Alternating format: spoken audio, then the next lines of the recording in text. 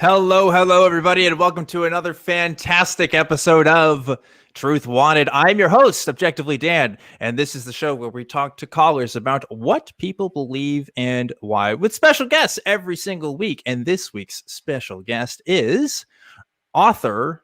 I'm gonna say author, writer. Author, that implies you have like a book, but you don't have a book. I mean, you write stuff on the internet. Yeah, so if you count tweets as writing, then I'm an author. That's right. Hey, then I'm a writer too. Then I'm taking it. Okay, fine. All right, sure. We're just all writers here. Writer Jaime Woodhouse is joining me on the show today. Jaime is a writer, as I said before. He runs the website Sentientism.info.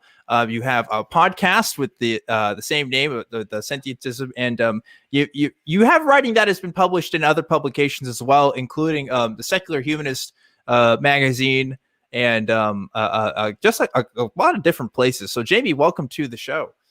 It's great to be here, Dan. Thank you. Yeah, and so we had this. I want to get you one for a couple of different reasons. So I want to give a backstory a little bit about how we met. We met through a mutual friend, and I was kind of looking up.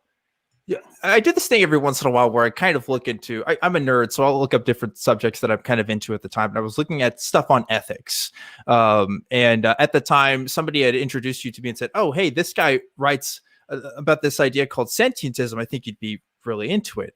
And I saw that you had written a piece. Again, for Secular Humanism, which was called, what was the name of this piece here? It was Sentientism, Evidence, Reason, and Compassion. Oh, that's the article that you have on your site. But you wrote a piece. I think it was, does humanism need an upgrade? Humanism needs an upgrade. Is Sentientism the philosophy that could save the world? There's the title for that. Yeah, so right? So yeah, it's an interesting title. And I looked at this and I found myself more convinced of your writing than anything. And I looked more into it and I thought, this is an interesting idea to explore on this show, because I think broadly speaking, the majority of people that watch Truth Wanted probably identify as humanists. And while a lot of us probably share similar ideas of what that means, the idea that humanism needs an upgrade, the idea that we could like change it and modify it because it's not sufficient enough, is kind of radical almost, because like it was already radical enough to become a humanist, right? Like that's not like a common thing. That's not a thing that most people know even what that is, at least in the United States. If I asked, if I went to 10 different people at my apartment complex, I'd be lucky if one of them, I think, knew.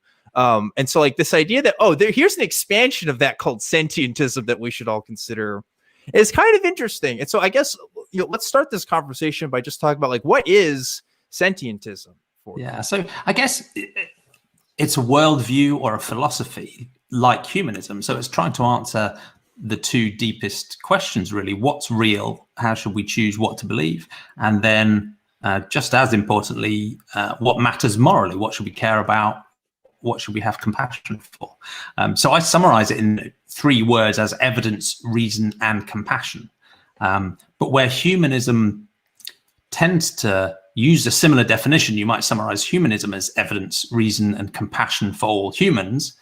The difference with sentientism, the clue's in the name, that we talk about evidence and reason, but having compassion for all sentient beings. And in simple terms, that means anything that is capable of suffering.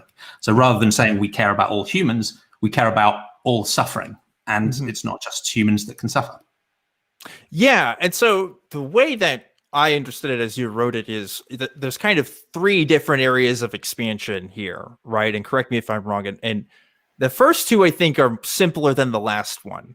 So I want to talk about those first 2. The first one being like, life that's beyond human life outside of Earth, right? So like, like this is kind of the most hypothetical part of it, I think, because obviously, as far as we know, we haven't encountered intelligent life, that we can like have a conversation with or interact on like a civilization based level, right? But if we did, and let's say they call themselves like Zorgons, we will hope that they're not Zorgon supremacists, right? Like we would want them to consider us because we're sentient life.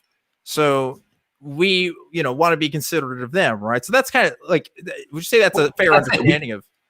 Yeah, we'd better hope they're sentientists, because we Right. want them to have compassion for us and not just turn us into a food source or, steamroller us.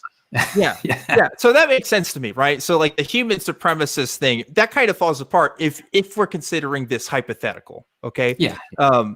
So the second one, and again, this is also hypothetical, but in my eyes, a little more sort of a reality, because I think this is something that I will probably have to experience in my lifetime at least, which is this idea that we have to respect upcoming like artificial intelligence. Yeah. And when I first heard about this, and I want you to expand on this, of course, but like, yeah, this intuitively makes sense to me. I think if we had this conversation 20, 30 years ago, people would think, oh, that's kind of a little out there. But now everybody has an assistant in their homes that can understand what they're saying on like a keyword level, I guess. And like, yeah, it's still like superficial, but it's getting better every day. And it's only a matter of time until like the lines between those things are going to be blurred, right? Yeah, and this is a lot of different sentientists will have radically different opinions about whether computers or artificial intelligences could ever be sentient. Some think it's not possible. Others, like me, think it's probably very hard but possible. There's no conceptual reason why it couldn't happen. Partly because personally, I see sentience as really just a class of advanced information processing that in us happen to evolve out of an ability to model ourselves in an environment, but there's no technical or conceptual reason why we couldn't design that into an artificial intelligence, or increasingly the artificial intelligences are designing themselves. So it's an in principle thing rather than sentientism doesn't have a particular view about whether that's likely or possible or when it will happen. It just says if we got to the point where we had some reasonable degree of evidence that this artificial intelligence could actually subjectively experience suffering and flourishing, then we would have to grant it moral consideration, and harming it would be seen as a bad thing to do. Right. Yeah. And based on the principles you just outlined there, like that totally makes sense. If we, the problem, of course, is, and I want to talk about this later, is how we exactly define sentient life. That's kind of a sticky one, right? But then again, we also don't have a full definition of what life even is. Yeah. And that doesn't stop biologists from studying biology, right? So there's room to grow in that area for sure, but it makes intuitive sense to me. And as someone who considers human beings to be just biological systems, someone who thinks that we're just information processing systems, a silicon-based system is not only probable, I think it's very likely. I think that's something that we'll probably see in our lifetime, and we'll have to deal with the ramifications of that. And obviously a lot of science fiction's been devoted to that, but it seems more real now than ever. I mean, I know you've seen those Boston Dynamics videos and stuff. Yeah. it's crazy shit, isn't it? It's crazy. Yeah, it's crazy. And part of the reason some people think, both talking about the idea of aliens or artificial intelligences is a sort of nerdy sci-fi intellectual pursuit just for fun. And in a way it sort of is, right? And that's partly why I find those things fascinating, because I do enjoy my sci-fi. But I think it's worth taking those subjects seriously, because if we do it in the right way, I think it can actually improve our human ethics as well, because it forces us to crystallize and think about why we care about what we care about and how we should treat things. So even if artificial intelligence never happens and we never encounter sentient aliens, I think thinking through these things can actually help us be with each other as humans and sort of more grounded day-to-day ethics as well. So that's my excuse for talking about the sci-fi stuff a bit. Well, I mean, fiction does inform our worldview, because it does give us those hypothetical scenarios in which we have to live out, like, how would we react in this situation? So there's often better philosophy in science fiction than there is in actual philosophy, I think. That's a hot take, but I don't disagree with you, actually. I mean, like, if we're talking about like what is relatable to people in a popular sense, I think a movie like Blade Runner is going to be way more palatable to most people than like I don't know, Zizek or something. Like if we're talking like if we're gonna or any modern postmodern contemporary philosophers could ever give about the concepts of the things that we talked about. So on those 2 points, I think that makes sense. That it's pretty rational. I think a lot of people would agree. Now, here's the third one, and this is where I expect. I think a lot of our conversations, and you know, I see your face. I know we both know what this is, because this third one is talking about non-human animals and how we relate to them. And so, like, I think this is a discussion that has not been fully fleshed out, at least in the communities that, you know, I run circles in, right? As far as what the ethics of this are. And because, like, we have to have a response, because we live in a world with non-human animals, and we already kind of have these conventions and rules and what we think is appropriate. But if we really look at it, a lot of it is kind of culturally defined. A lot of it is kind of arbitrary. And and a lot of it isn't based on good science and evidence and reason, which are these things that we, like, you know, want to champion as humanists, I would think. So that's the thing about this. That's the thing about this community, right? Is whether we're atheists or free skeptics or humanists, we are, you know, committed to using evidence and reason, taking a naturalistic approach, always being open-minded, looking at new evidence. But we're also supposed to be careful moral thinkers who are willing to challenge social norms and traditions and childhood indoctrination and try and find a more reasoned way of, you know, being better people, right? So in a way, I do have a higher expectation of, you know, our sort of community and audience than maybe the average person on the street. So and like the way that we treat non-human animals goes back to what it means to be human itself, really. I mean, human civilization has been built on the backbones of non-human animals, in terms of the labor that we've used to exploit for them, in terms of the diet that we've attained from eating these animals and stuff. And so to change our relationship with them on any level is going to be radical, regardless of the culture that you're from, right? It's just something that's so ingrained with us, this sort of internal hierarchy that we've built.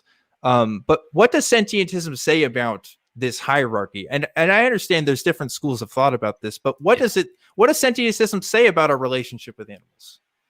So one of the things that might annoy people about Sentientism, but I think it's quite powerful, is it's deliberately quite basic. So it's just trying to set what a philosopher might call a sort of pluralistic baseline or a platform. So it's not trying to answer all of the problems. It's not saying how you should make different sorts of trade-offs between different interests or how you resolve all the trolley problems in the world. It doesn't even have a view, you know, for your audience who are familiar with different philosophical schools of thought around utilitarianism or consequentialism or deontology and rules or virtue ethics. It doesn't even tell you which of those to pick. It just says, build your beliefs probabilistically and provisionally using evidence and reason, which is exactly consistent with, you know, humanism. And then it says, have moral consideration for any being that is capable of experiencing suffering or flourishing, anything that's sentient. But that still leaves a lot of room for maneuver. So there are some sentientists, and I think I haven't done a proper survey, right, but I think they're in the minority, who will say that any even minimally sentient being should be given the same moral consideration, equal moral consideration with all of the others. And they'd argue that even though, you know, maybe a simpler animal might have a less rich sentient experience than a human, you know, we might be able to feel existential angst or a sense of our plans being thwarted, or maybe some sense of social connections that really simple animals don't have. So maybe we can suffer in ways they can't, which might put us up the pecking order. Some of those people would say, okay, but at the same time, just because that animal's experience is simpler, who's to say it might not be just as viscerally and morally important? And in fact, you know, a more advanced being like a human might have ways of mitigating suffering because we might understand the context for it. We might be able to meditate. We might be able to soften the suffering in some ways.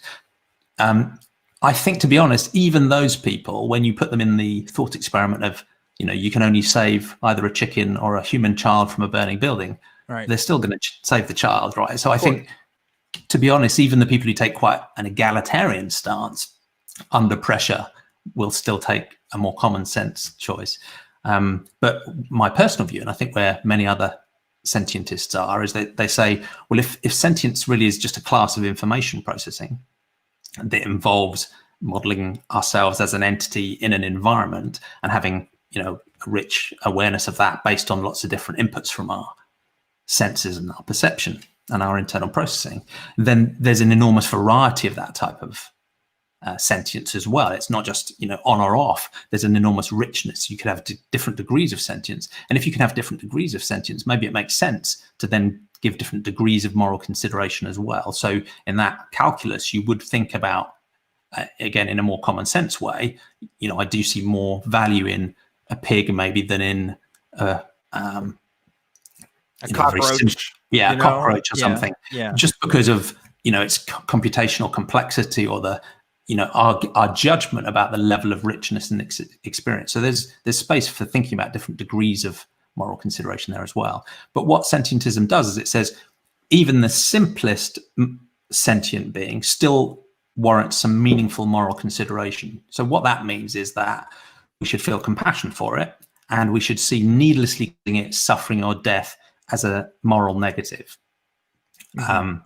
So it does draw still quite a firm baseline that says, even as with humans, sometimes killing or harming human is still morally the right thing to do because it's justified by, other reasons. And that can be true for non-human animals as well. So it doesn't say a non-human animal or a human could never be harmed and never suffer, but you need a really strong justification to do that. So causing needless suffering or death to any sentient being would be seen as a moral negative. Yeah, like intuitively, this really makes sense. I think this makes sense for a lot of people. I think putting this into practice has been a journey for me to kind of figure out as I've thought about this more, and something I'm just surprised that other people aren't as willing to talk about.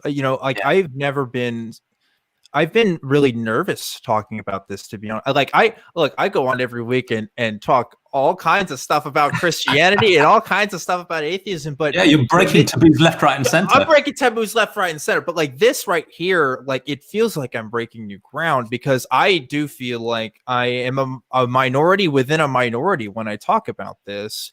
But even if my conclusions on this subject are not viable, right, or not something that we should be logically following, I would still like to see even more conversations about it because I want to know if I'm wrong about this. But I think the systems that we have in place, the way that we treat animals, is just not philosophically justified. And when I think about my cat Pico, and Americans in general, we love our cats and our dogs, and that has not always been the case, historically speaking. We're much better about that now. And I think about a pig. There, in terms of what intelligence, one, that's a messy metric in itself, but a pig can do way more than my cat in terms of being able to problem solve. There's that one study, I know you've seen it too, about the pig that can play a video game, literally with a joystick and a cursor on a screen to get food and stuff. My cat can't do that. Okay. And it's that is a being that, just like my cat, seems to have a subjective point of view with a subjective sense of suffering. And recognizing that has led me to believe that I can't contribute to a system that causes harm to that. So that's a pretty radical thing. That's a difference in the entirety I've been living my life.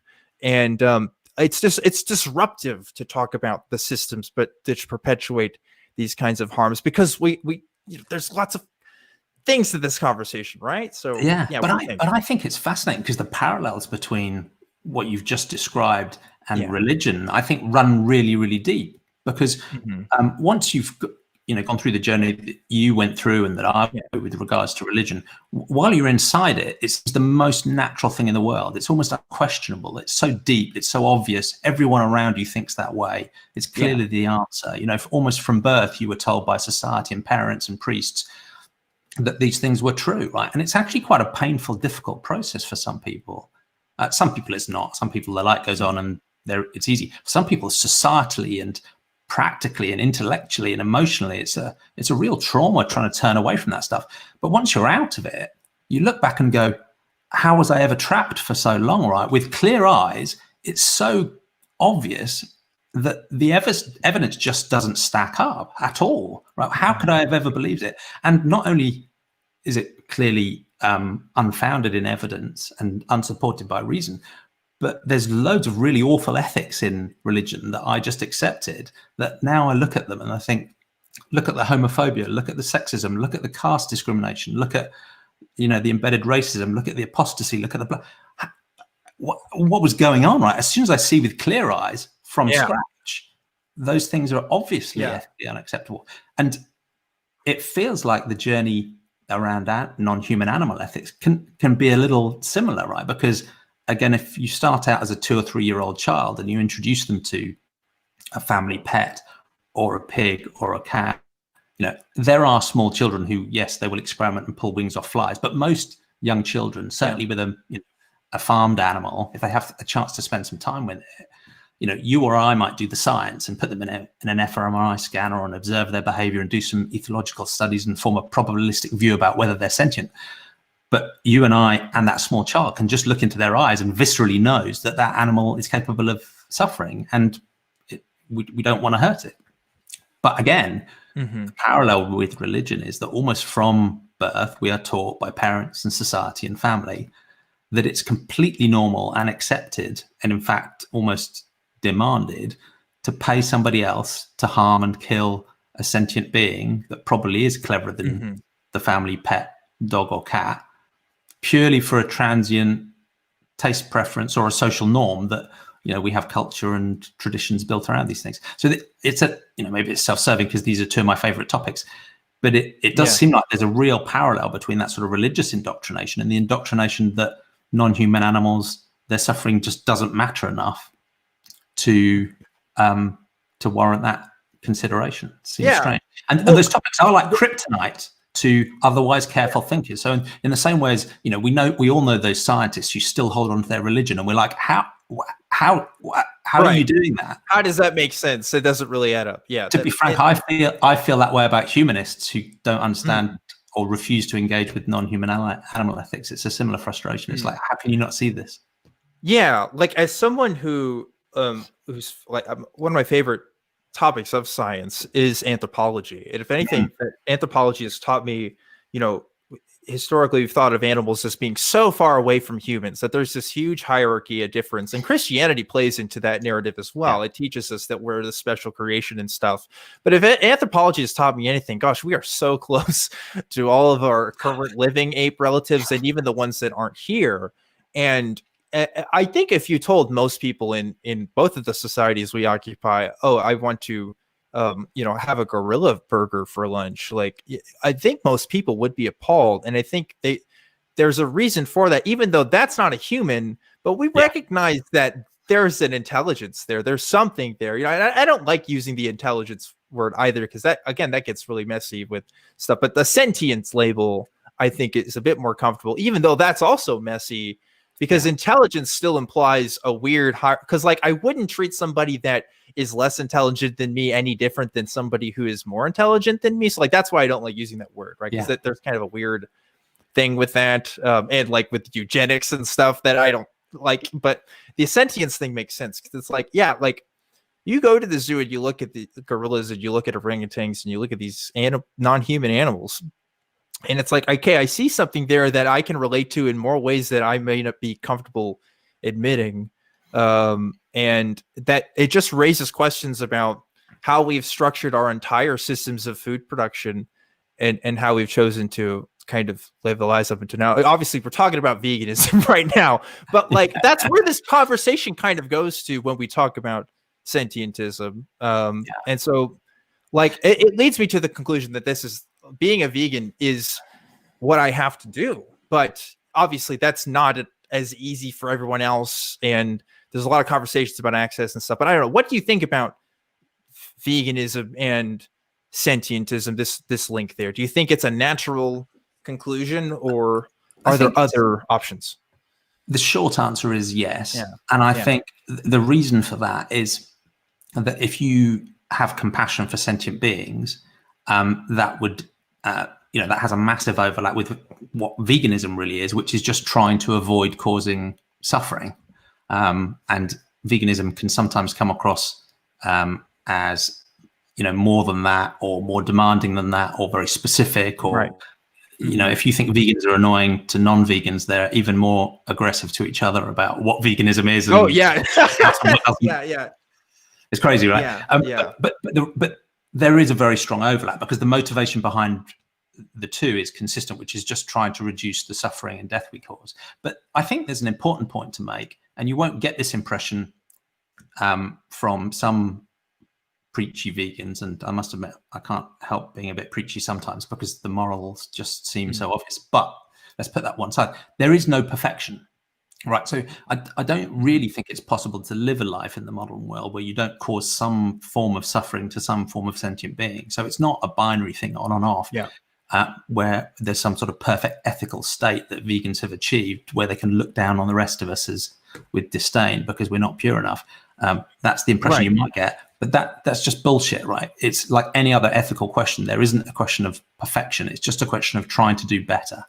But yes, that is one obvious way you can reduce the amount of suffering you cause in your life, is by not consuming products that require the suffering and death of other sentient beings. But I think it links back to the way I understand naturalism. To be honest, atheists and humanists can come across quite arrogant, and we have the perfect answers and we have all the facts, and yes, oh god, yes, oh god, Jamie, yes. And science is perfect already, right? And we know how that turns people off, right? So that sort of aggressive, we know it all starts from a naturalistic perspective is just as annoying to someone who's religious or supernatural as a aggressive vegan is to someone who isn't. But there's a parallel in both, is that a sensible naturalism has to have doubt and humility and open-mindedness at its heart, right? So in a way, I think, in the same way as that naturalism has to have, we're never 100% sure, we're always open to new evidence, we're always getting less wrong, we're always open to being self-correcting. We need to apply that in our ethics as well. We need moral uncertainty. It's not about calling people out for failing to be perfect. It's just about trying to do better and cause less suffering. Yeah, absolutely. And that makes sense to me. And there's also different reasons why people become vegan that may not be the same reasons that we do it as well. I've noticed this since I've kind of started this journey for myself, and that the people who are vegans for health reasons I've met are different from the ones who do it for ethical reasons. And it's like, it's almost like I don't relate to the ones who did it for health reasons. Because one, I personally did not think veganism was healthy. I really didn't. And depending on how you do it, it's not. But like that aside, like the way that people approach the lifestyle of veganism is fascinating, because you have people like us who are really trying to think about all the ins and outs of these ethics and all the systems we're contributing to. And then there's some people that are like, yeah, I just want to look like that person on Instagram or whatever. It's like, okay, well, they've seen Rich Roll's abs or something. Yeah, exactly. So I don't know. I guess, and some people think that's a bad thing. I guess that's not a bad thing as long as people are living healthily, I guess. But I don't know.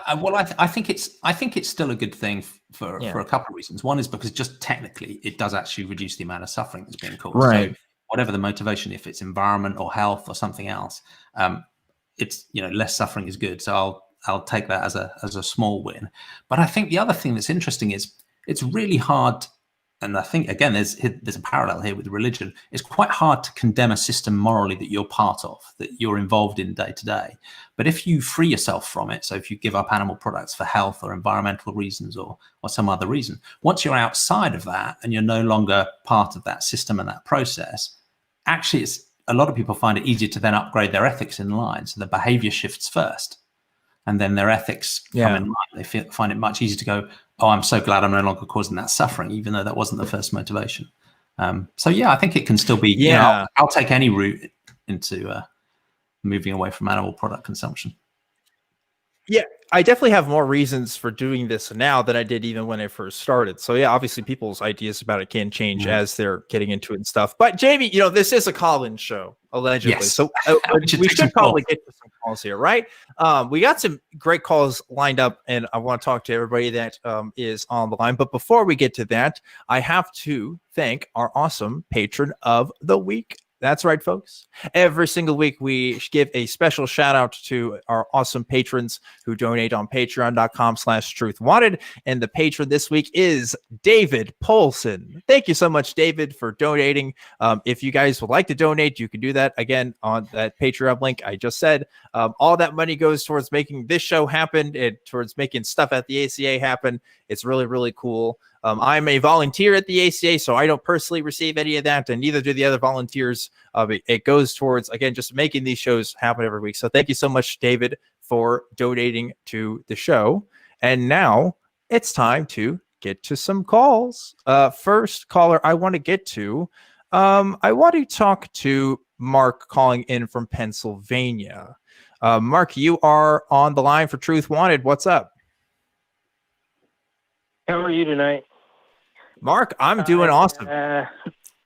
You guys, in between the time I called and just listening, you really did cover a lot of the topics that I wanted, but I still feel like I have to say that in America, the United States, as perhaps the most successful nation in history, pets are so much a part of our lives. Mm-hmm. And I feel like, just like the gentleman that's on the show, that animals have rich internal, emotional, and intellectual lives, and that they're not really our pets, they're our animal companions. Mm-hmm. And that there are a lot of animals that, unfortunately, are like targeted to be food for us. Yeah. And I think that, like, the fact that, you know, the way we treat chickens and animals and pigs in factory farms in the United States, when we can spend, you know, $1 trillion without blinking an eye, is really sad. Yeah. I worked at a restaurant where when the owner found out how pigs were treated, she took them off our menu. She found a place that raised pigs in pasture. He said I would be able to sell to more restaurants if only I had a refrigerated truck. And she lent him the amount of money he needed and said, I'll give this to you and you'll pay me back. And suddenly everywhere in Philadelphia, you have pigs in pasture. And if you've ever like seen these videos on YouTube, you know, pigs are smart animals, just like the gentleman was saying. Yeah. I think they know exactly where their life is going. And as far as like being vegan, that's great because we're animals. But I assure you, I've read stuff where like when plants are being cut, they release pheromones that are the equivalent of a scream. And is there any way that we can avoid, you know, in order to live, you've got to eat other life forms. I mean, plants get all their energy from the sun, but they still need manure. So where does that leave us? Jamie, you want to take this? A moral way to live our lives and not hurt or eat other animals. Yeah. I want to hear Jamie's response to this first. Yeah, well, thank you, Mark. And I really appreciate you know, one, identifying with the perspective of the companion animals and recognizing that farmed animals, you know, if you take their perspective, all of a sudden you see animal farming in a very different light. But you ask a fascinating question about plants, because this idea of sentientism I'm trying to discuss doesn't actually say, here's a list of the things that are sentient. It doesn't say, here's where we should draw the boundary. It just says, follow the science. So I remain open-minded about whether it's possible for plants to be or not, and I'm interested in all of the new research that's going on about plants. Where I think the science is at the moment is actually pretty confident that plants aren't sentient. So there's a lot of evidence that they respond to the environment in quite complex ways. Their behavior can be rich. You know, if you look at time-lapse photography, you can see them moving and operating in ways that might seem quite surprising for plants. There's evidence that they can communicate as well. So trees often seem to communicate with each other through fungal networks underground. So there's complex behavior and even communication there. But I think there's strong reasons so far to doubt they have sentience, because one, their evolutionary pressures are very different from those of animals that move around in the environment. So I think the level of modeling that an animal has to do of itself in its environment has a very different characteristic. Because we move, we have to avoid things, we have to search for food, whereas a plant being fixed in an environment has very different sets of pressures. So I think there's different evolutionary drivers that mean it's less likely that a plant is aware of its own or experiences suffering. The other reason I think comes back to the thing we discussed earlier on, is about information processing. So we don't have a full understanding scientifically of what sentience is, of course, but by examining humans and non-human animals, we can look under an fMRI scanner or through brain architecture at brains and neurons and nervous systems. But whenever we observe sentience, or more broadly consciousness, in a human or in a non-human animal, it's correlated with electrical and chemical firing in a central nervous system that consists of a brain and a spinal cord and a bunch of other stuff that's going on as well. And plants simply just don't have the information processing architecture. If you dissect a plant into pieces, you will not find the information processing architecture that could support anything like that. So I remain open-minded, but my simple view at the moment, based on my understanding, my amateurish understanding of modern science, is plants aren't sentient. And there might even be some of the very simplest animals that aren't sentient either. So if you look at something like a sponge, it's classed as an animal, but it has no nervous system at all. So I don't think they're sentient either. So it's a long answer, but it helps, Mark.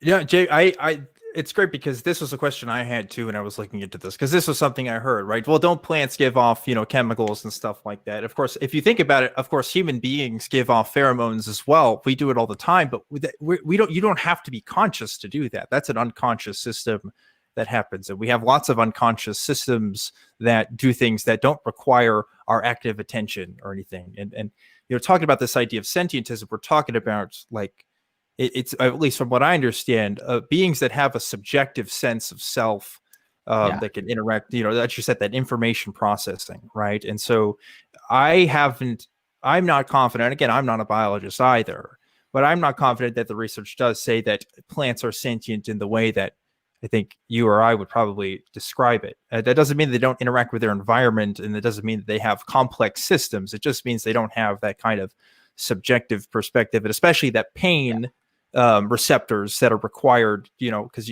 a central nervous system with all the necessary functions there are going to be required to experience pain, right? If people have been born with problems with their central nervous system and they don't feel pain, like, that's a thing that happens. So we know that there's at least some system there required for that. Maybe there's alternative systems there, but it doesn't seem like it is there for plants. And again, it doesn't even make sense from an evolutionary point of view for plants. A being that can't move, why would it want to feel pain if it can't do anything about it, right? So that's something to consider there too. One other point. Cut in. Sorry, Mark, go ahead. In my discussions with friends, the word speciest has been brought up in this world of cancel culture to, like, say, well, just because a life form doesn't have sentience doesn't mean that it's not as worthy as, life forms that do have sentience. Is that the metric we're using? Or is, the validity of life its own justification? Maybe. I think a sentient being is going to care about its own self-sustenance and its own existence. If a being isn't sentient, a rock isn't sentient, so it's not going to care if I bust it apart, and so if a plant lacks that as well, I don't really see a moral difference there, right? And here's another thing to consider as well, and I don't know if this is what Jamie was going to say, but if we're talking about reducing plants, reducing our total consumption of food in general, right? It would actually make more sense for everyone to go on a plant-based diet for the plants themselves. And that sounds counterintuitive, but you have to think, for every single hamburger that we eat, or every single slice of bacon, we have tons and tons and tons and tons of land that is used to grow crops for those foods. And we wouldn't have to grow as many crops as we do today to sustain all of the animals that we eat on a daily basis. So it's counterintuitive, but really, a plant-based diet actually ends up killing less plants in the long run. Of course, we have to think about the kind of variety of plants that we be growing and stuff like that. And there's complexities to the farming, but yeah, that's my initial response to that. Jamie, what were you going to say? Yeah, no, I'd echo that point. I mean, there's a strange statistic that brought it home for me. So if you think about all of the land that's used for farming around the entire world, 77% of it is used for farming animals or for growing feed that is fed to animals. So that's, more than 2/3 or more than 3/4 of all of the land is used for animal farming, but that produces only 18% of all of the calories from all food production. So because of what you just laid out there, taking a lot of plants and then feeding it to animals, you lose 90 to 95% of the calories and the nutrition in the plant. So it's breathtakingly wasteful. So I agree, even if someone is worried about plant sentience, morally and in terms of emissions and land use and water use, it's unfortunately there's no escape. You still have to go vegan. Yeah. Yeah, I know, right? I wish I want to let you guys go on to another call, but I just want to leave you with one last question. Can you imagine how much vegetation was on the earth when Diplodocus was always grazing? And you guys have a great night. Thank you, Mark. Appreciate it. Thank you, Mark. Great questions. Yeah, it's good because it's so funny seeing this now because the questions I'm seeing other people ask is stuff that I've had to look at too, and I want people to tell me if we're wrong on this, and that's why I brought you on, because I want to talk about this, and this is a call-in show. This is Truth Wanted. If somebody can convince me in terms of veganism, right? If somebody convinced me that veganism isn't the way to go, and that I'm actually okay just eating animal products, by all means, tell me, because I'd like to go to Whataburger again. It tasted pretty good, but I can't justify it to myself now. So I don't know, but I'm glad we're talking about this now.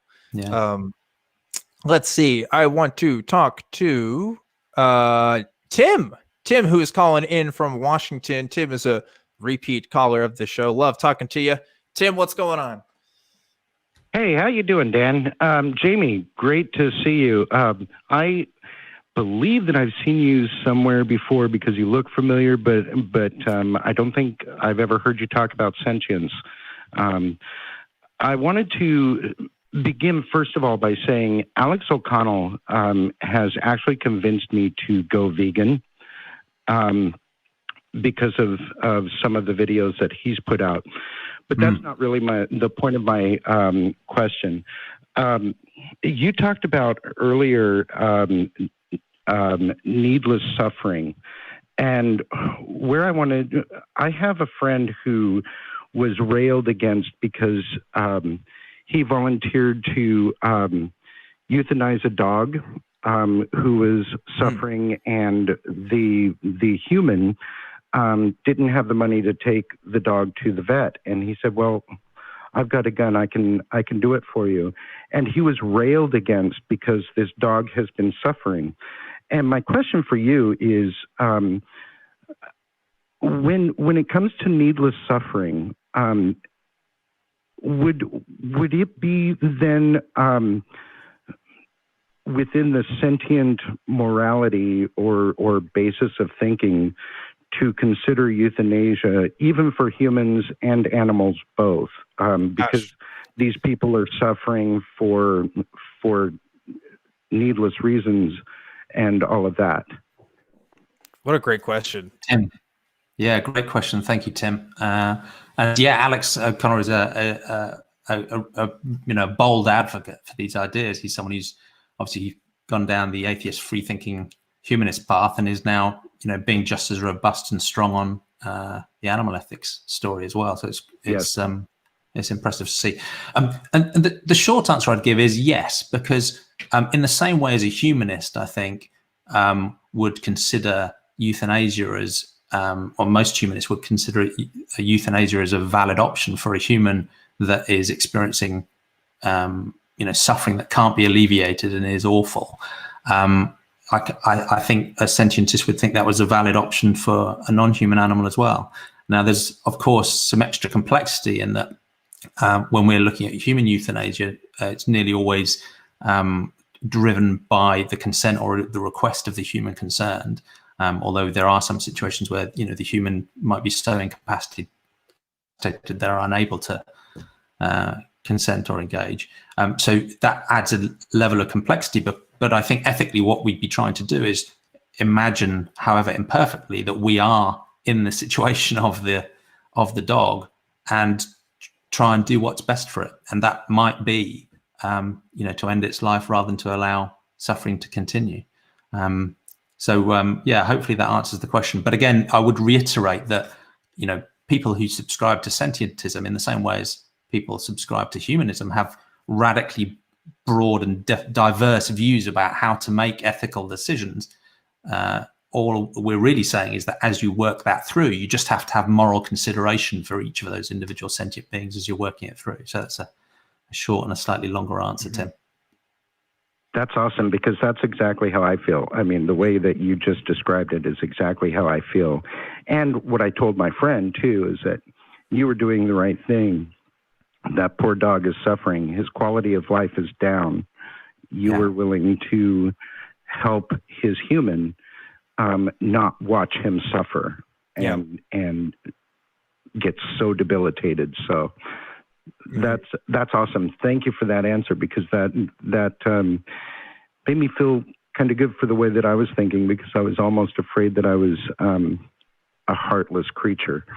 So, well, Tim, I think about this question myself, because as you know, and I've talked about this on the show, Pico, my cat, has feline leukemia. I found that out pretty early when I got him, and so his average lifespan is going to be much shorter than the average cat, most likely.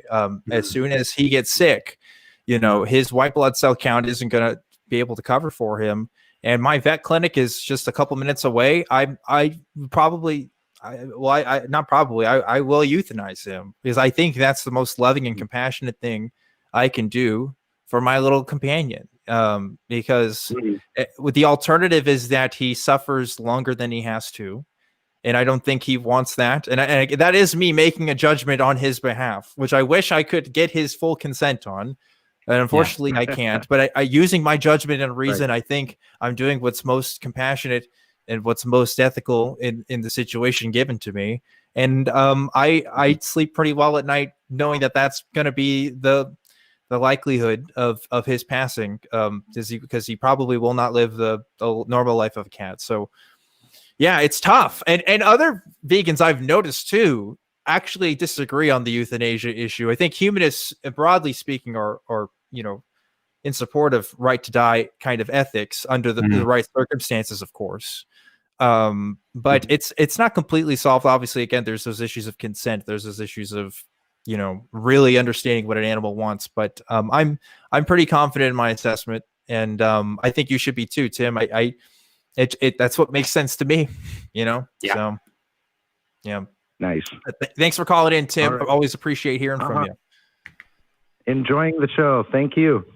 Thanks you so much. Yeah, it's a tough question, but it's a good one. It's a good conversation to have, even if it's not about a good situation. Right? It is. And often there isn't, like with many of these moral questions, there is no perfect answer. You're always acting with imperfect information, imperfect judgment. But I think if, as Tim was doing, you're thinking with genuine compassion and doing your best to think about the perspective of whether it's a human or a non-human involved, what more can we ask? Yeah. I want to get to another one here that I think relates to sentientism, but in a different way than what we've just been talking about. I'm talking now to Louie, who's calling in from Florida. Hey, Louie, what's going on? Hi, guys. Can you guys hear me? Yes, we can hear you loud and clear. What's going on? All right. I was listening to you guys earlier talking about, the aliens and stuff like that, and I love that subject. And I was just contemplating, when we take into consideration like the Drake equation, that there's so many stars, there's so many planets, and there's so many universes that the odds of us being the only one, there are better chances that there may be other life out there. But I just came up with some kind of theory in my head, and that's just me playing around with the way I like to think about these things, is that as far as a mammal is concerned, because every universe, every solar system, every galaxy is different from another. They're alone in the way they stand because they're all different, and you'll never find one the same in this universe, any solar system or planet so are we the only conscious things maybe in this whole universe? Are we the only intelligent in this vast universe? Because we know consciousness exists in animals, and to a certain extent they realize that they exist, but and then we're far a little bit more superior than the animals, so our consciousness is even more it entails a lot more other things of us thinking, pondering, and judging and contemplating and inquiring. So could we be the only things really that exist in the universe that thinks this way, and everything else is maybe there may be an intelligent life, but it really doesn't have a conscious like we do? Yeah. I just wanted to see what you and Jaime might consider about those odds. The Drake equation might be just kicked out of the doorway. It might be just down the road, because really we're just it. It could be. Jaime, I want to hear your thoughts. Wow. So this is out, stretching my beyond my expertise, but my instinct, because I love this stuff as well, and I haven't sort of rerun the Drake equation recently, but I get the sense that with some of the commentators talking about the Drake equation, they seem to actually be, edging more that way, that maybe we are the only consciousness in the universe and we are just unique and special. And, they seem to be getting a little bit more cynical about whether there are others out there. My instinct is sort of the other way, and that I think it links back to the earlier part of our conversation about ultimately what I think sentience and what I think consciousness is likely to be. So I think if you go back to super simple life forms, in a sense, they're already acting in quite a naturalistic way, and that, even an archaea or a microbe or a bacteria or something very, very simple is engaging with its environment. It's trying to explore reality. It's responding. As it gets more complex, as you sort of move up the evolutionary scale of richness, they start to develop internal representations, some form of, you might call it knowledge. It's not knowledge like we have in our minds, but it is knowledge that's encoded in their structure or their DNA about the environment that enables them to persist. And at some point, sorry. Yeah, go ahead, Louie. No, and I was just figuring that the microorganisms and everything do adapt, because when they encounter another organism, they would test it and they would adapt or either die out, or they would try to adapt to that other one or try to kill it off, because that's what biological forms tend to do, as far as when we talk about organisms and viruses and all this kind of stuff, that are the first things that I guess makes it all happen. These are the first things that happen before we even exist. But I apologize. Go ahead, Jaime. No, that's fine. But I think we can imagine that sort of pattern, assuming some form of self-replicating homeostatic, life starts at all somewhere else. Once you've got past that stage, and there are these sort of, eddies in the second law of thermodynamics, and, some form of life is happening, you can see that progressing, and you can see then how, the perceptual apparatus of these entities might evolve and improve over time, detection of light or food sources, or, vibrations in the air. But you might also recognize how being able to represent that information in, our DNA can only really improve through the generations, through, billions of things dying out, through the awful, deadly process of, genetic Darwinism.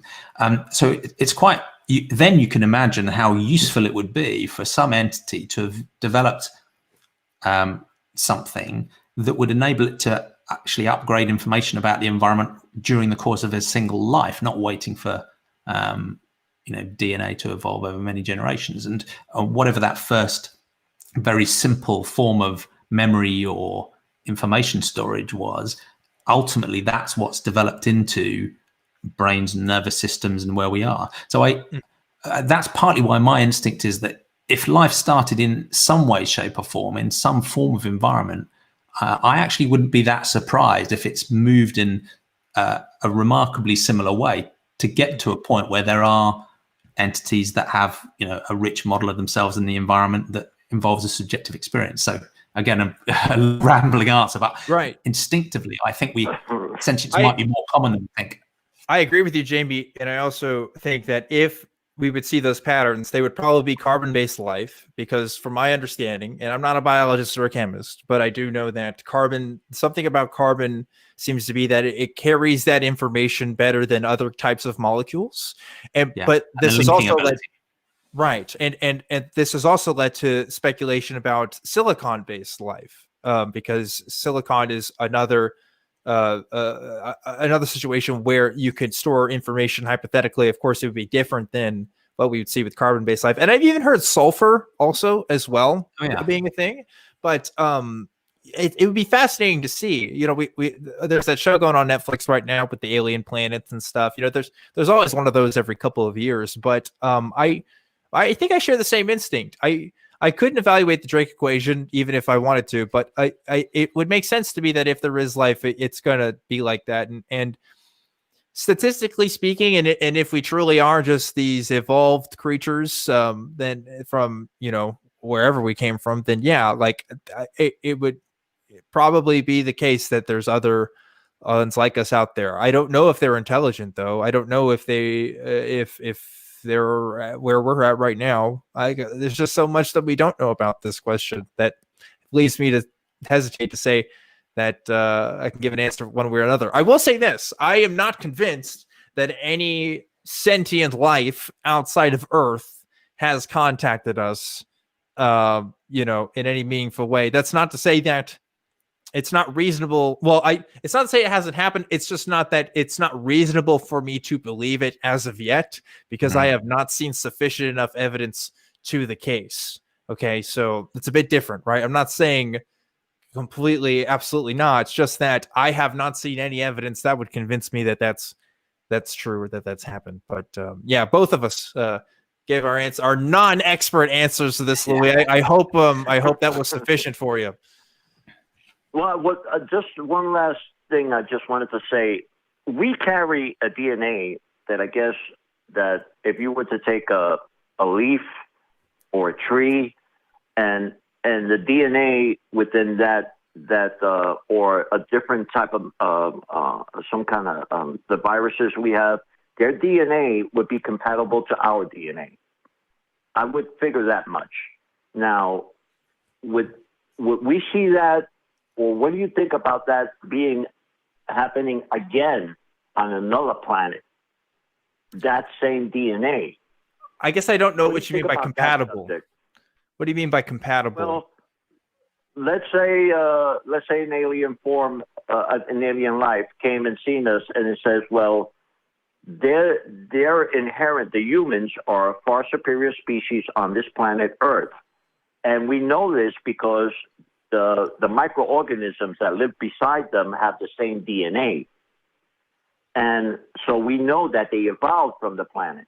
Now, would we see that on other carbon-based things, the same DNA? I think it would be notably different. I see what you're saying. Or just like Dan said, it might be a silicon that it might have evolved with completely something that we don't know and recognize as DNA. Yeah, I guess it would, I'm assuming it would have to be a DNA-like structure, right? That seems to make sense to me. It seems like that's been what's been really successful with the replication of life on this planet. I don't see why it wouldn't be on others.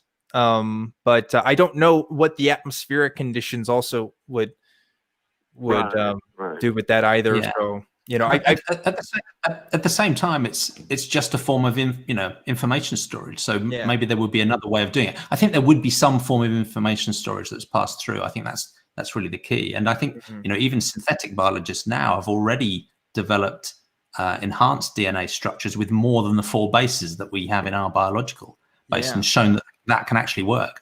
So, I could imagine that there would be some other form of information storage that's still constrained by, chemistry, but it might be a little bit different from the CAGT we have. Yeah. Anyway, Louie, that's all the time we got for this call, but thanks so much for I love it. calling Thank you, in. guys. Yeah, really awesome question there.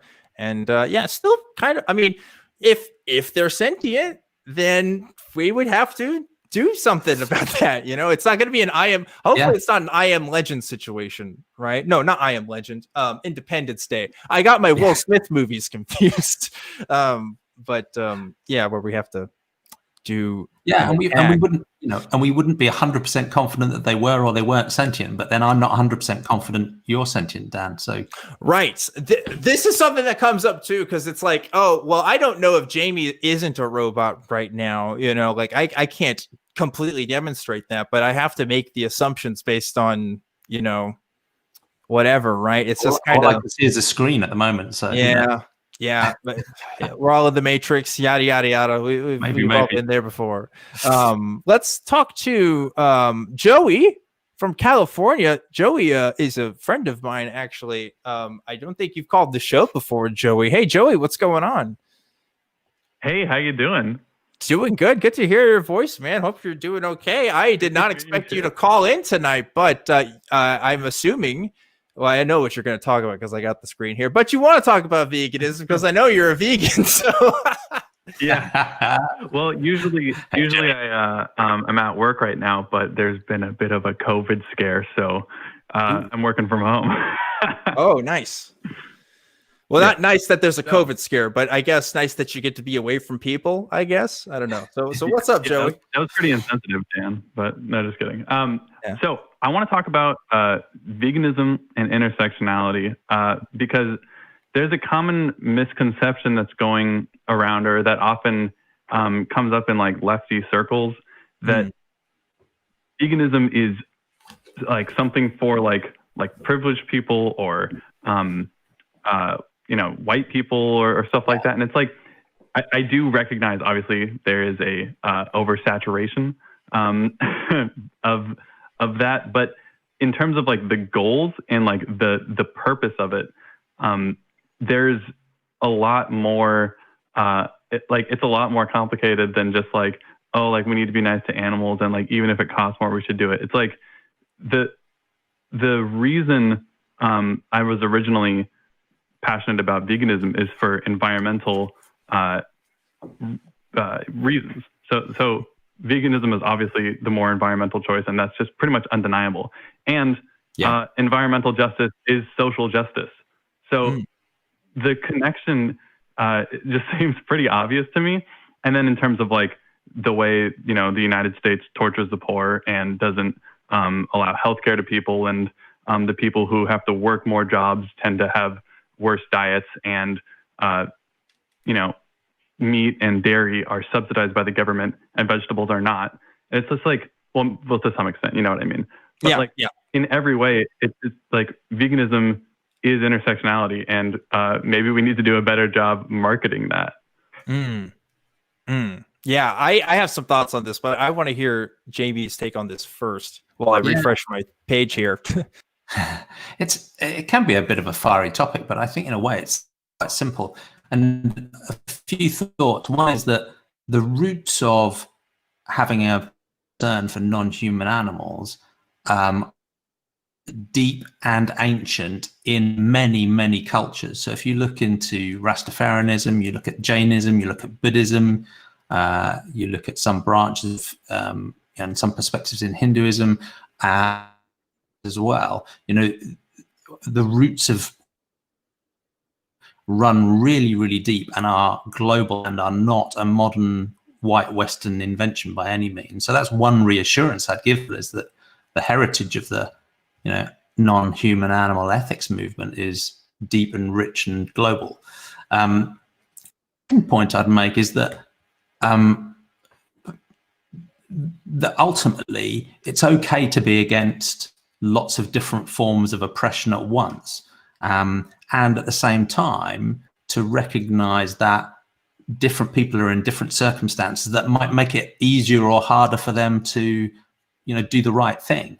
But because someone's in a situation where it's harder for them to be, avoid animal products, doesn't change at all the harm that's being done to the animals. So absolutely, we should be understanding to a variety of different people and the situations they're in and the pressures of their lives are on any moral question. But all we're asking is just don't use that to ignore the suffering that is being caused, because it is another form of oppression, if that makes sense. And that's partly why I quite like this idea of sentientism, because in the same way as humanism, when it's structured in the right way, rejects all forms of human negative discrimination. It says, we're all human, we all warrant moral consideration. It doesn't matter, your race, your sex, your caste, your gender, your age, add to the list, right? We're all human, we all warrant moral consideration. Sentientism does exactly the same thing. It says oppression based on any of those characteristics makes no sense and it's not morally justifiable, but we're just adding in any non-human sentience at all. So we're now saying, all sentient, human and non-human, warrant serious moral consideration. Oppression and needless harm of any of them is negative.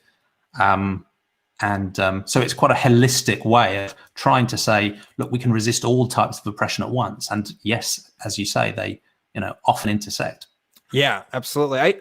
This question's funny to me because I have a coworker who is vegan, who wasn't an influence at all on my own kind of decision on it. But it's so funny because he just breaks every single vegan stereotype out there. So when I think of the vegan stereotype, I think of mid-size, skinny white dude that maybe is privileged, maybe thinks a lot about himself or thinks a lot about what they're doing, but is just doing it for kind of their own reasons. He doesn't talk about his veganism.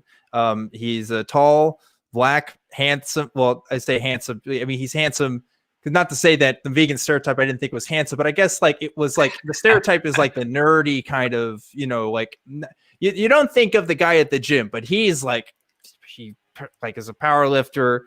Got me into some awful tasting powder, but that's a story for a different day. But anyway, he just and he makes the same amount of money I do, which isn't a lot. So it's he's not in terms of economics and stuff.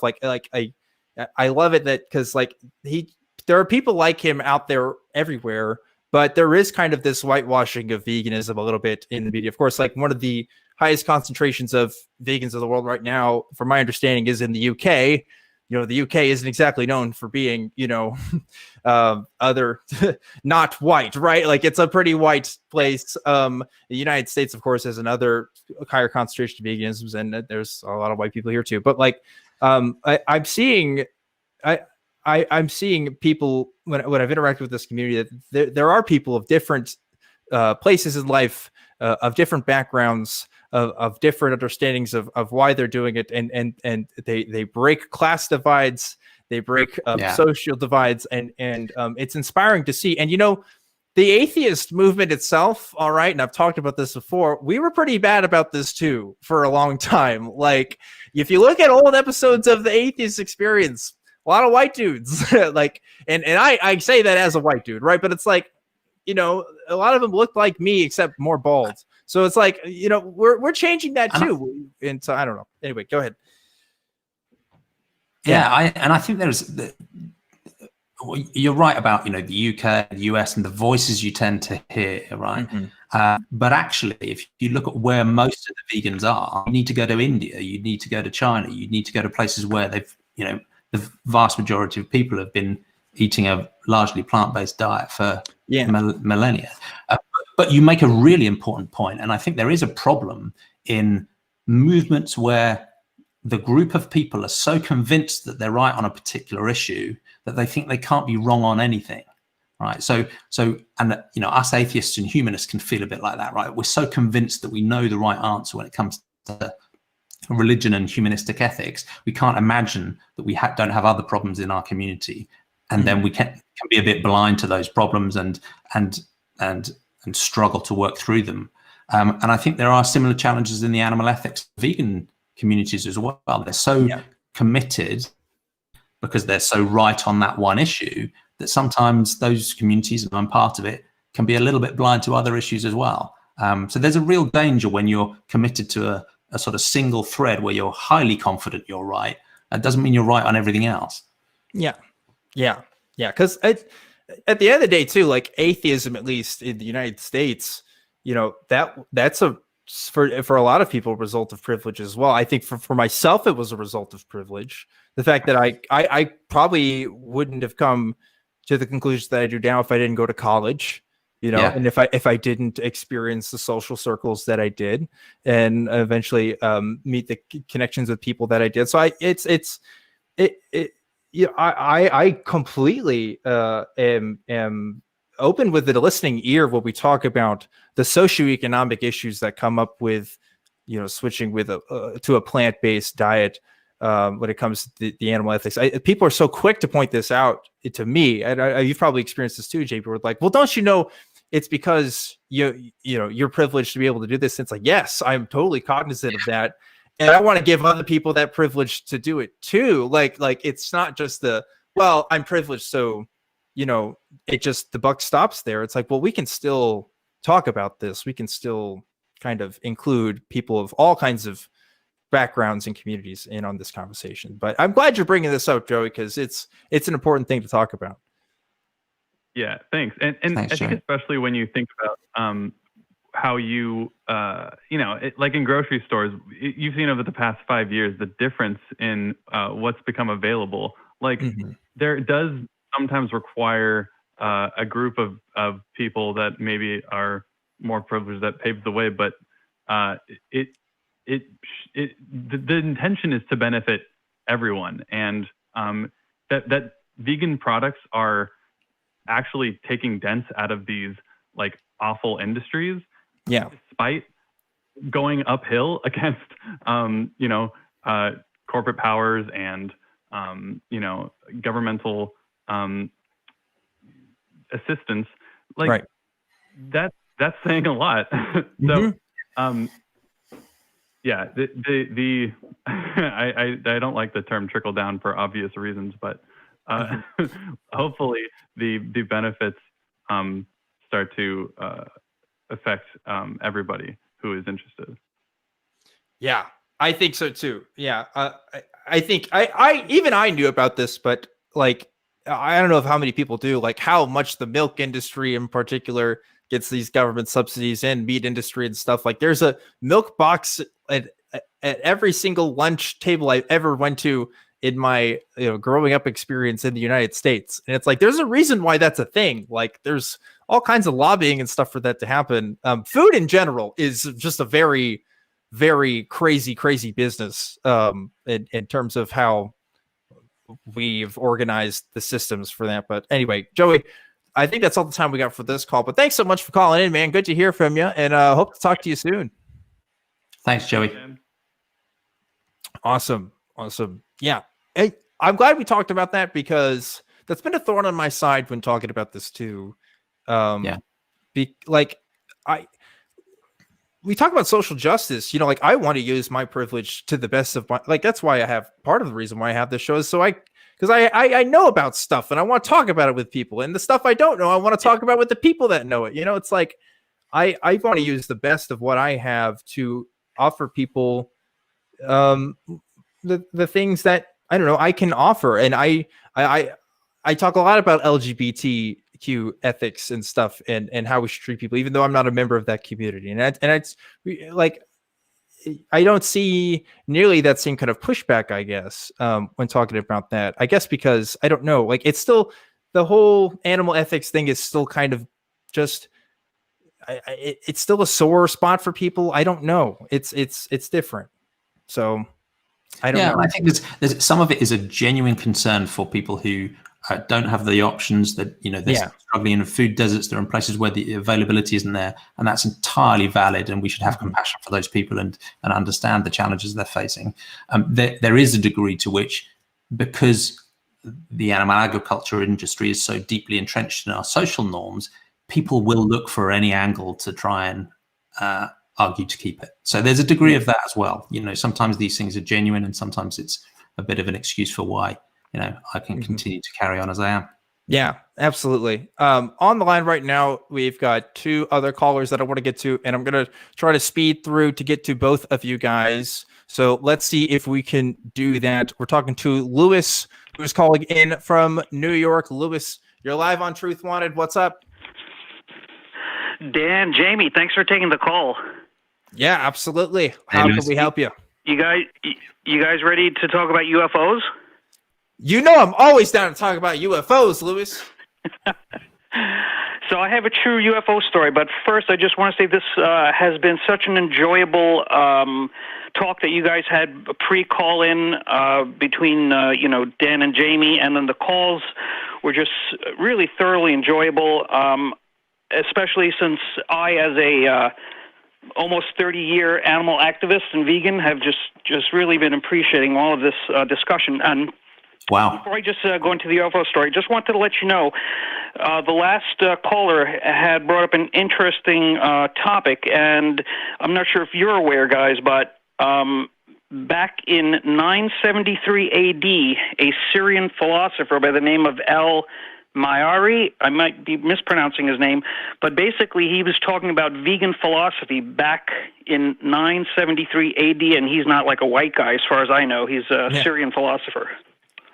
That's a great point, Louis. And I picked up his name on the sentientism.info webpage, a wall where people can sign up and say, this is why I'm a sentientist. But I've also got a suspected sentientists page where I've been putting celebrities and people who, because of their views on animal ethics and because they're also atheistic and humanistic, I think might be a sentientist, even though they've never heard of the idea. But I've got some historical figures there, and he is one of them, because he's not just, a vegan philosopher. He also has a naturalistic, non-religious worldview as well. So maybe he was the first sentientist way back then. Oh, very good, very good.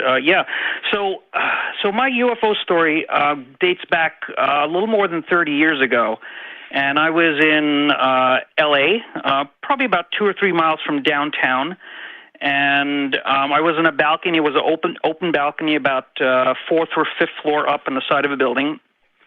And it was late afternoon, so it wasn't dark out. I was looking out over toward downtown LA, and a stranger happened to pass by in the stairs of this building, and we were talking for a little while, and all of a sudden her mouth went agape, and she was like, "Oh my God," and she pointed into the sky.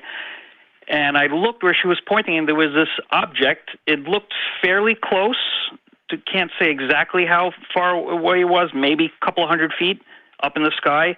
It was fairly large, maybe the size of several school buses put together. It was a dark color, shape of maybe like a Dove bar of soap, but it had like hundreds or maybe thousands of flashing lights of different colors on it. And it was slowly traversing in the sky down towards downtown LA.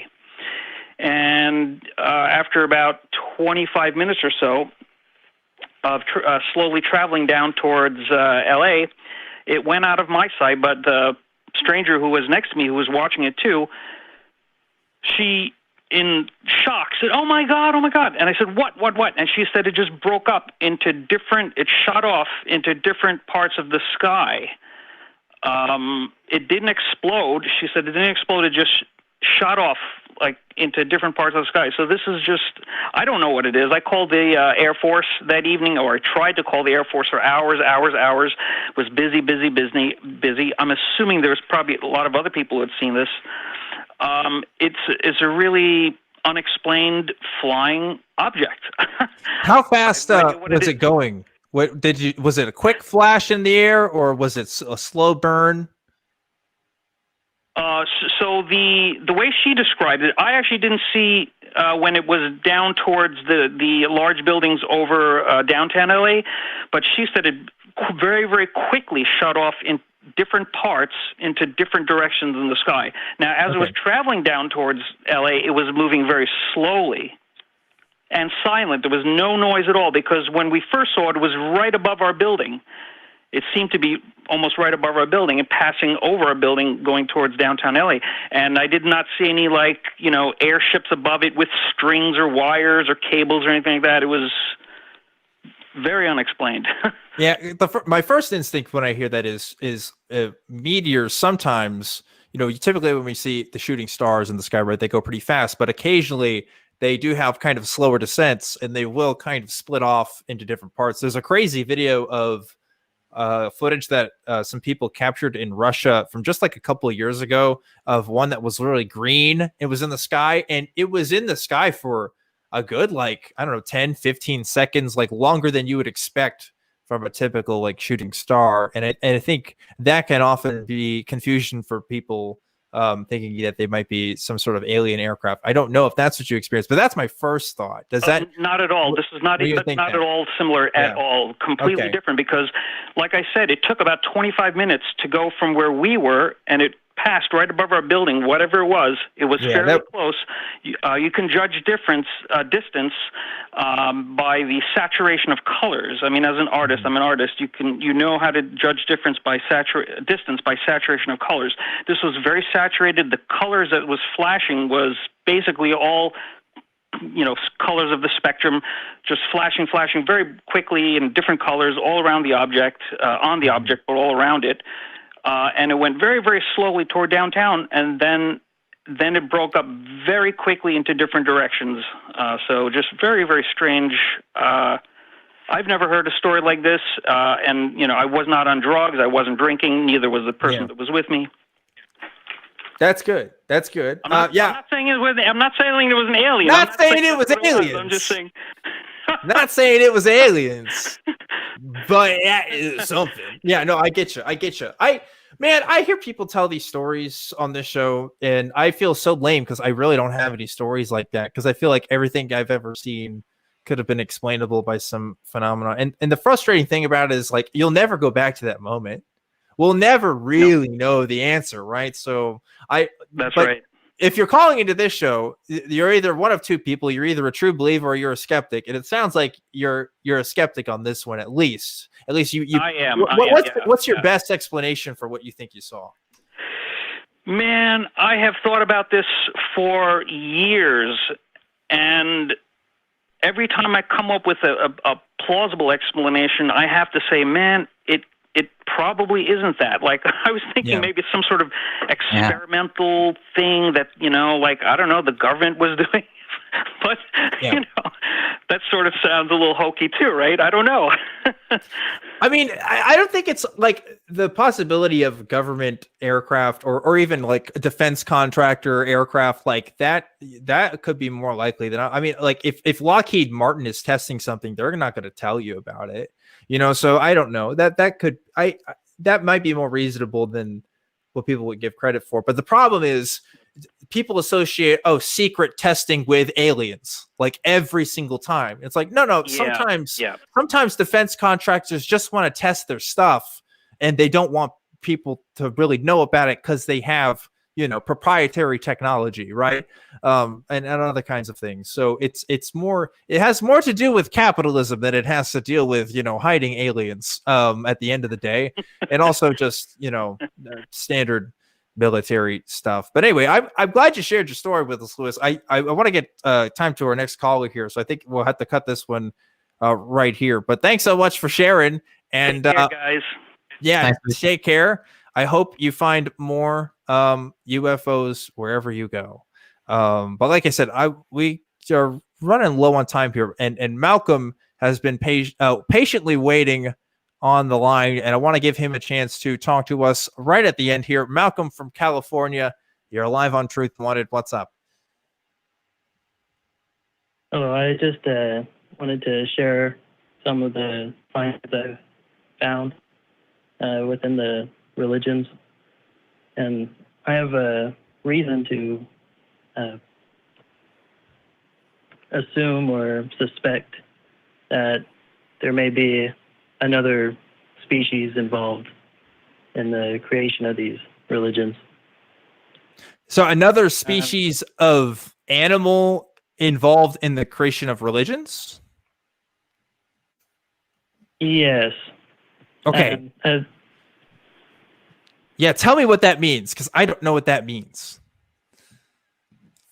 Okay, well, first I have to kind of start out with, no matter what is in the religions or whatever is found in like an archaeological site, like if you found like a Coke can or a spaceship or whatever, the default explanation is always going to be that it was entirely just humans. It was just like some human did it, and that's the default. Or aliens. Just no kidding. Yeah, probably humans. Well, probably that's not the. That's not what you're going default for. Explanation. Okay. Yeah. Well, yeah, but the point is that because no matter what it is, that's going to be the default explanation, and that doesn't mean that's just the go-to. So it's only right to try to find the next most plausible, most possible explanation after. Yes. Right. That seems most plausible to me. So I'm really wondering where you're taking this. Right. So after going through several religions, maybe not all of them, but I've found that there is a common factor, which is something of something that resembles a snake or an eel in its atomical structure. So, like, for example, the oldest ritual discovered is in Botswana. It dates back to 70,000 years ago. I guess they worshipped or paid some kind of homage towards like this. 70,000 years ago? Are you sure about that date? Yes. Well, it could date back later or earlier, but that's what I've found, and it's not something recent.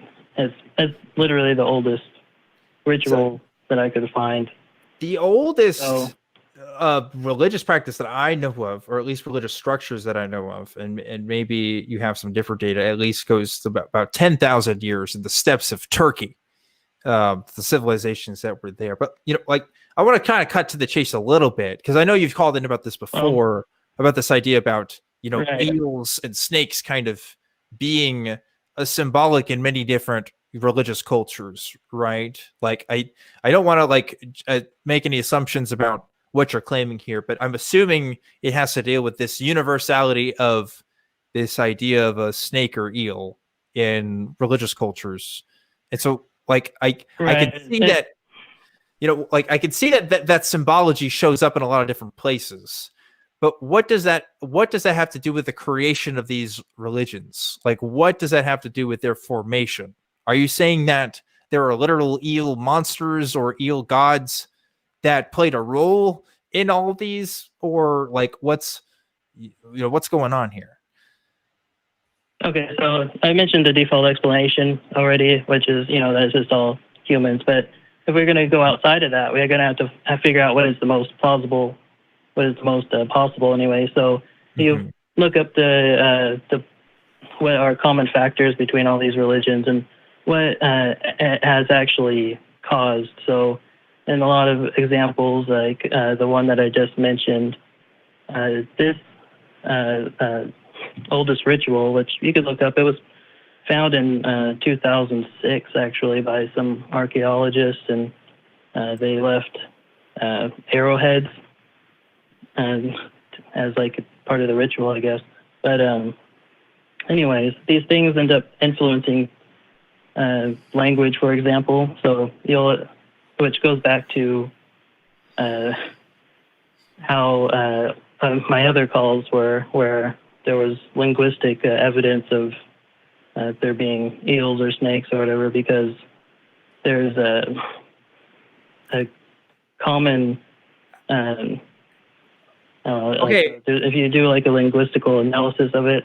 I don't want to interrupt, but I have to, because I know again, this is something you've called in about before, this kind of supposed shared etymology of, eels being a thing in a bunch of different cultures. And so even if I'm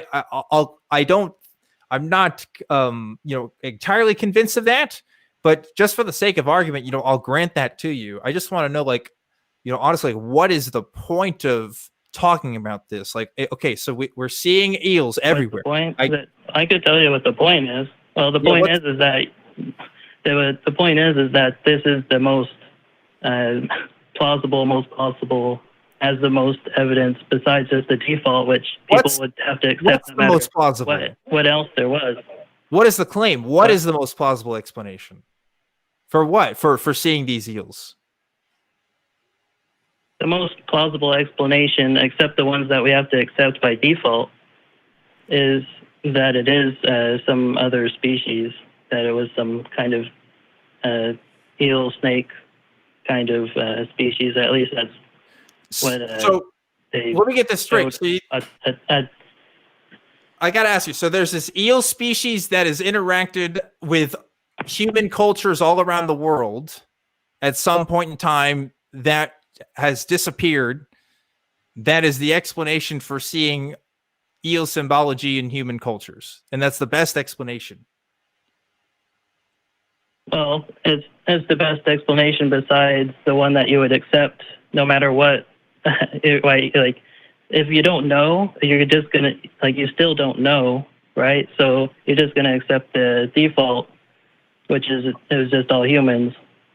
But if you know that you don't know, you have to go towards the what it could possibly be otherwise. Why would we accept an explanation of a being that we've never physically seen evidence of, that we've never seen record of, even because, outside of fossil evidence, right? Outside of physical material, I'm not sure if all of these human cultures are literally referencing snake beings. I'm sure some of them are, but why assume a universal snake monster that's dragon, seraphim? Right, but those are all different things, though, right? Like a dragon isn't the same thing as this. Like, I get that there's.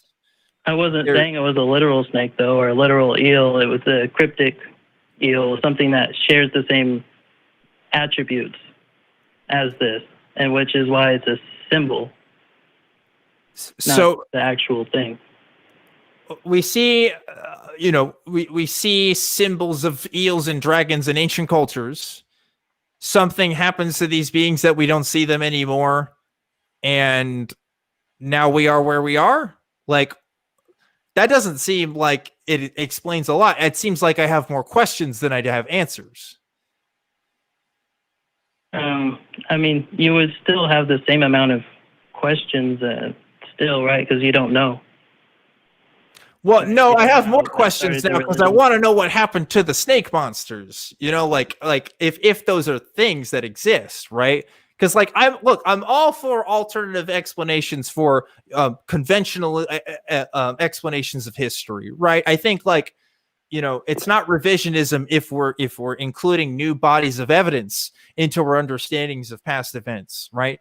But I don't see any evidence outside of common themes and cultures worldwide that leads me to believe that these things, exist. Like, there's a lot of God claims too in a lot of different cultures. Go off of, though, right? I know, but there's a lot of God claims that too. We could actually use Malcolm, there's a lot of Malcolm. You gotta let me finish here, bud, because there's a lot of God culture claims. Okay, like that doesn't mean that I believe in God any more than I do now. I could see how an apologist could make a similar defense of some sort of even deistic belief, even if they're not talking about the Christian God, but some sort of supernatural higher power because of this relatability of the human experience. And I don't think that by itself is necessarily good evidence to, predicate the belief of a God, right? So I'd have to say the same thing about this idea of a universal snake, eel, dragon monster. So there's just not enough there for me to take it in, right? Well, I haven't really mentioned everything that there is to say about it, but I understand that there's not going to be absolute proof, right? That's what we don't have absolute proof of the default explanation that it was all humans, right? So Wait. I don't know if we need absolute proof, right? But we do need at least some evidence outside of, humans are really good at making stuff up. Like, a human account of these things in cultures and legends and everything, like that's not going to be enough to convince me of any mythical being, period. If we had a bunch of people talk about dinosaurs, right, that's not enough to believe in dinosaurs. The only reason we believe in dinosaurs, well, one, dinosaurs and human beings didn't exist at the same time, but also because we have the physical evidence that we see, and because we can actually see like the layers of which they're buried and which time periods in history they would have been a part of. And I haven't seen any evidence of that for dragons or Bigfoot, for that matter, or any other kinds of cryptids. So I don't think it's reasonable for anybody to come to those kinds of conclusions. Well, it's reasonable to try to investigate what is the most likely, besides what you're already going to, what's the default explanation, right? Why isn't the default the most likely in this scenario? And isn't it possible that the problem is that no matter what it is, so if you find a spaceship that dates back 70,000 years ago, the default explanation is that it's humans. That's the problem. I don't think another hypothesis is that the reason snakes and dragons appear so often in different religious stories is the same reason they appear in Harry Potter and the Lord of the Rings. They're just interesting beings and symbols that humans pick up and turn into stories. Is there anything different between modern stories about snakes and the fact that they happen to have been involved in religious stories as well? Well, there's quite a bit of sophistication within the religious text, and they seem to be carrying on something that is of an allegorical history. And even though these religions are separate, they are somewhat speaking of the same allegorical stories, whether it be something of like a flood or something of a sure creator. But, I think there's Jamie's multiple trinities within the religion, different religions, right? So you could. There's right, but Jamie's point was not supposedly connected, right?